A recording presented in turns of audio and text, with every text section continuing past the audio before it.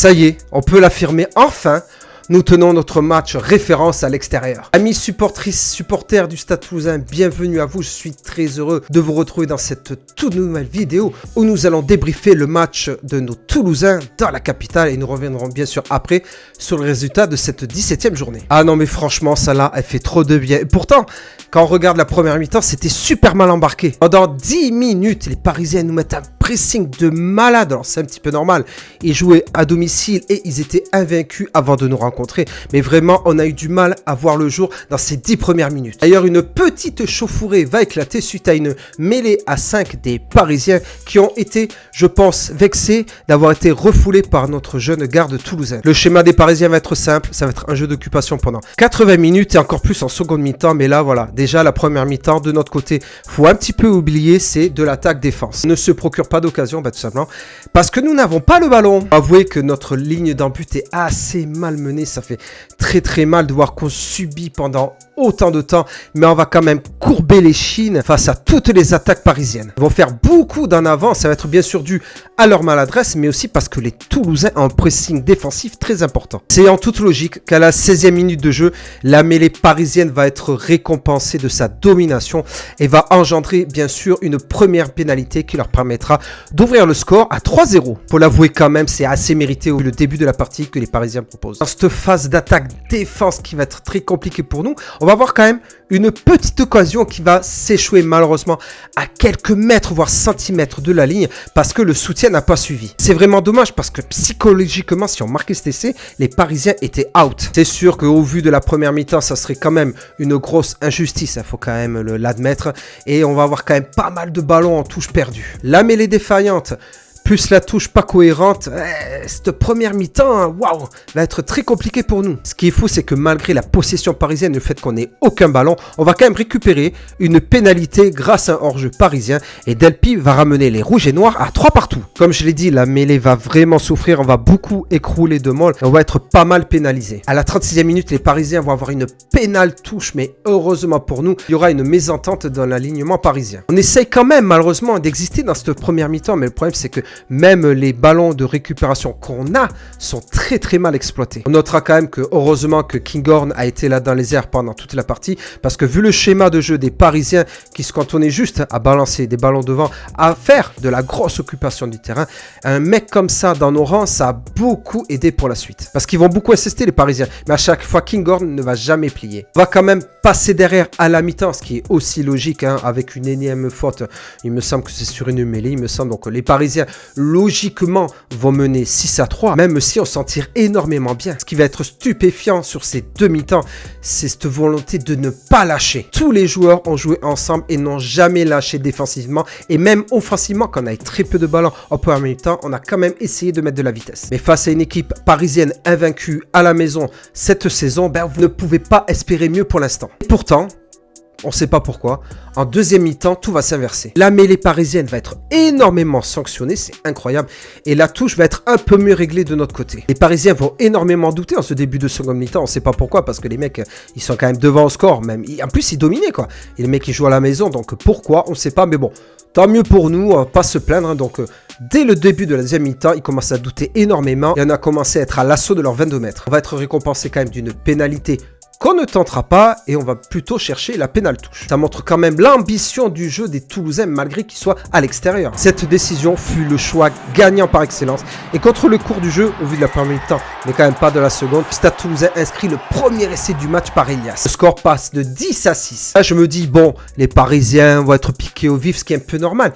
Eh bien, que nenni! Les Parisiens ne vont pas du tout voir le jour, ça va être compliqué pour eux. Leurs nombreuses attaques sont annihilées, mais heureusement, comme le début de la première mi-temps, ils peuvent s'appuyer sur une mêlée conquérante. Elle sera quand même récompensée par une pénalité et les Parisiens vont revenir à 10-9. Là, je me dis, oulala, ça y est, ça recommence comme en première mi-temps. J'ai un petit peu peur par rapport à tous les matchs qu'on a vus depuis le début de la saison, mais même pas. Les Parisiens vont faire une grosse faute qui va les réduire à 14 pendant 10 minutes. Ah, le pauvre Léo Banos, en plus, simulé de rentrer, fou, celle-là elle fait mal. Mais bon, moi perso, j'aurais vu une autre couleur de carton, même s'il y a des circonstances atténuantes. Mais moi, du moment qu'on touche la tête, c'est rouge. Donc bon, bref, c'est pas le débat. Mais en tout cas, ce qui est sûr, c'est qu'encore une fois, les Parisiens vont pêcher par leur indiscipline. On va avoir l'occasion à la 64e minute de creuser un petit écart par Delpy, qui va bien sûr transformer la pénalité et on va virer à plus 4, 13-9. Et là, les Parisiens vont continuer à chercher le jeu d'occupation, mais malheureusement pour eux et heureusement pour nous, on va avoir encore un Kinghorn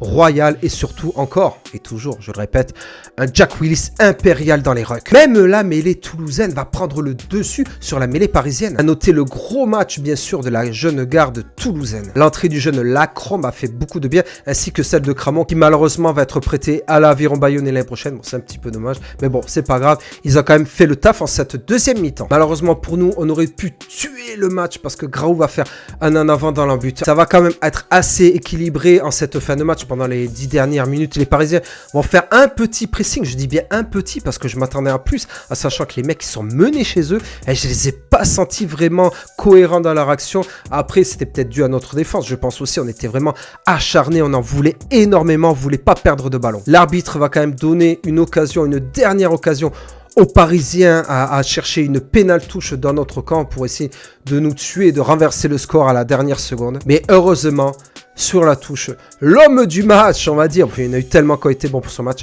Léo Banos récupère le ballon. Donc le ballon est évacué en touche et victoire de nos Toulousains. 13-9 en terre parisienne. Quel match franchement, mais quel match sans déconner, j'y croyais pas. Je pensais pas qu'on allait gagner là-bas. Alors c'est vrai que je suis toujours un peu sceptique au niveau des doublons, mais quand on voit l'intensité du match, la volonté de nos joueurs toulousains, c'était vraiment phénoménal. Perso, je préfère gagner des matchs comme ça, même si le match est assez serré et le score est étriqué, que plutôt à 60-13. La volonté des Toulousains, vraiment j'espère que psychologiquement, ce match va servir pour la suite de la compétition. Cette équipe de doublons est vraiment exceptionnelle. C'est vrai que ça fait 3 ans que ça dure, mais là je pensais vraiment pas qu'on allait gagner en terre parisienne, surtout que bon, les Parisiens avaient tapé l'UBB chez eux, certes, ils revenaient d'une contre-performance à Montpellier, mais je pensais pas qu'on éteindrait aussi vite les attaques parisiennes. Non, franchement, bravo à nos Toulousains, sérieusement, bravo. Tous ces jeunes, quand on voit tous ces jeunes, tous ces nouveaux joueurs qui arrivent, ça promet vraiment pour la suite. Pour l'instant, on est les meilleurs en top 14, je suis désolé, hein, c'est pas me lancer des fleurs, mais quant au résultat, je suis désolé. Trouvez-moi une autre équipe aussi amoindrie qui aurait pu gagner à Paris. Perso, j'en trouve pas. Donc bravo bien sûr au staff, aux joueurs pour ce super match, pour ce super résultat qui va nous permettre de creuser un petit peu l'écart au classement. D'ailleurs, nous allons jeter vite fait un petit coup d'œil au résultat du week-end. Donc Bordeaux a étrié Castres 57-32 et récupère le bonus offensif à la dernière seconde. Ça a été très très chaud pour eux. L'Aviron Bayonnais continue à sombrer à domicile avec une défaite 36-41. Alors à l'heure où je fais la vidéo, il me semble que Pata a été viré du club, il me semble à confirmer, donc il récupère quand même le bonus défensif, mais bon, je pense que c'est une maigre consolation.